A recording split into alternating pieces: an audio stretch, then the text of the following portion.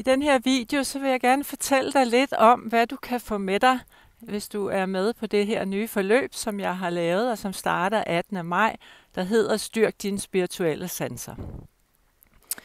Vi har jo alle sammen vores fysiske sanser, som er jo vores øjne og næse og smagssans, høresans og følesans. Og vi har også alle sammen spirituelle sanser, som blandt andet er det, vi kalder vores mavefornemmelse. Det er vores intuition, som også er sjælens stemme, og evnen til at være i kontakt med vores spirituelle vejledere, åndelige vejledere, vores skytsengel. Og ofte er det sådan i det liv, vi lever nu, at vi er rigtig meget styret af de fysiske sanser, hvilket betyder, at vi får sværere og sværere ved at mærke vores sjæls stemme. Vi får sværere og sværere ved at mærke, hvad er egentlig den rigtige vej for mig? Hvad er det rigtige valg i den her situation? Så jeg tror, at de fleste mennesker kan genkende oplevelsen af, at hver gang, at vi skal finde på en løsning, vi står i en situation, det kan være alle mulige forskellige steder i vores liv. Det kan være, at vi står et sted, hvor vi virkelig gerne vil noget nyt. Vi ved ikke rigtigt, hvad det er. Vi måske er i en relation, vi godt kunne tænke os at forandre, eller måske gå fra.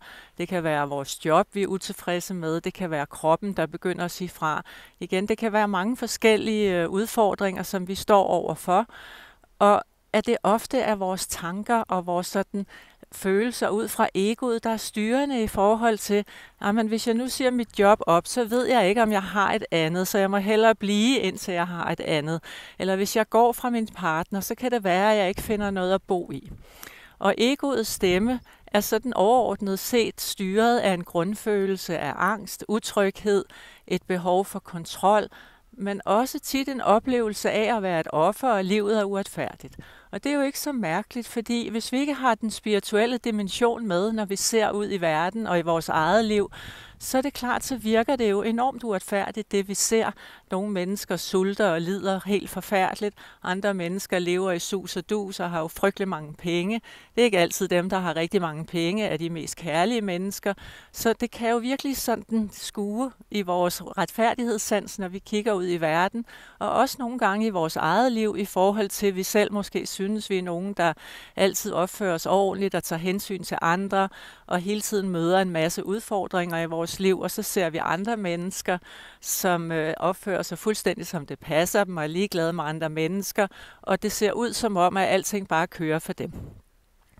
Så det, jeg gerne vil give dig mere af her i det her forløb, det er din evne til at være i sjælens stemme, høre sjælens stemme, være i dit hjerte mere og mere frem for dit ego, at kunne være i kontakt med din skytsengel, være i kontakt med dine åndelige vejledere. Når du har en stærkere kontakt til dine spirituelle evner, så vil du opleve, at livet er meget, meget nemmere. Det er nemmere, når du står med nogle udfordringer, og finde ud af, hvad for en vej du skal gå. Du vil kunne mærke, jamen det kan godt være, at jeg ikke ved, hvad for et job jeg har, hvis jeg siger det her op, men jeg tror på, jeg har tillid til, at jeg tager et skridt ad gangen, og min sjæl og mine åndelige vejledere, de fortæller mig, hvor jeg skal gå hen, når jeg har taget det her skridt. Så det, jeg egentlig ønsker af jer, der er med her for mere, det er en masse gode værktøjer og forståelse for, hvorfor det er vigtigt at forstå den spirituelle verden og lytte til sin intuition, have en stærkere kontakt til sjælens stemme, blive bedre til at stå i sig selv. Jeg kommer også ind på, hvorfor det er så vigtigt, at du lærer at sætte grænser.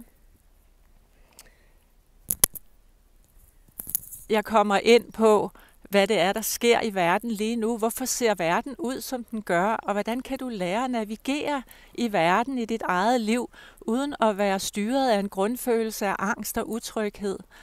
For jo mere indsigt og forståelse vi har for det, der sker, og det er jo både i vores eget liv, men også på verdensplan, jo nemmere har vi ved at acceptere det, og jo nemmere er det ikke at gå ind i en følelse af at være et offer af uretfærdighed, men ligesom forstå i det store billede, at jeg har styr på mit eget liv. Jeg ved, at min sjæl, mine åndelige vejledere er omkring mig.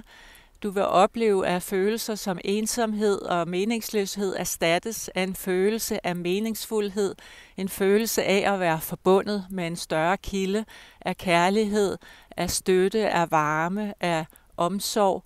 Du vil mærke mere og mere, at du er god nok, som du er. Egoets stemme har det jo tit med at skælde os ud og kritisere os, og ofte giver det en følelse af mindre værd, at vi ikke er gode nok. Hvor sjælens stemme vil altid være kærlig, den vil altid være støttende, den vil altid være favnende, og du vil aldrig nogensinde opleve, at den åndelige verden skælder dig ud, uanset hvad du foretager dig, eller hvad du gør, som du måske godt ved, du kunne have gjort anderledes. Så er det altid bare med kærlighed og medfølelse, vi bliver mødt.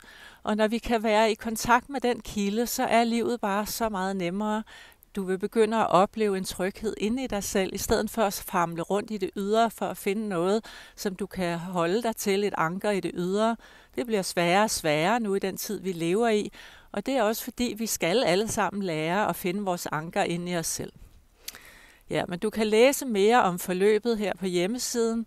Det er 3 moduler, og det starter den 18. maj, og så er det den 1. juni og den 15. juni, så du kan nå det inden sommerferien. Det er live online i mit private møderum, så vi kan se hinanden. Jeg optager alt på replay, så du kan se det igen, hvis du har lyst til det. Du kan også se det senere, hvis du ikke kan være med live der klokken 8 om morgenen om søndagen. Det er alle sammen søndage, 3 søndage. Du kan læse også på hjemmesiden, hvad de forskellige moduler indeholder. Du får også 2 meditationer, som netop hjælper dig med at understøtte processen i at stå bedre i dig selv, for integreret nogle gode værktøjer i din hverdag. Fordi når vi skal blive bedre til at stå i os selv, når vi skal styrke vores spirituelle sanser, så er det ligesom alt andet. Det kræver øvelse, det kræver tålmodighed, og det kræver, at vi gentager det og gør det rigtig mange gange. Så for hver eneste gang, vi lytter til vores intuition, vi prøver at være stille i os selv, vil vi forstærke den stemme, der er til vores åndelige sanser, til den åndelige verden. Og hver eneste gang, vi overhører den spirituelle verdens vejledning, vil stemmen blive mindre og mindre. Så det er en rejse, som vi alle sammen kan være på, og vi kan alle blive bedre til at stå i os selv. Vi kan alle blive bedre til at være connected med den visdom, der er i universet, som jo helt overordnet set giver en meget større forståelse af, hvad der sker sådan i det store billede, når vi er ved at drukne enten i vores eget liv, eller i angst og frygt eller uretfærdighed for alt det, vi ser ud i verden. Jeg vil elske at have dig med, hvis det er noget, der siger dig noget. Du kan skrive til mig på Messenger, hvis du har spørgsmål, eller på mail. Du kan også bare tilmelde dig her i linket. Det koster kun 550 kroner, og det er meget billigt, for at så mange som muligt kan være med. Jeg ønsker dig alt godt på din vej. Hej herfra.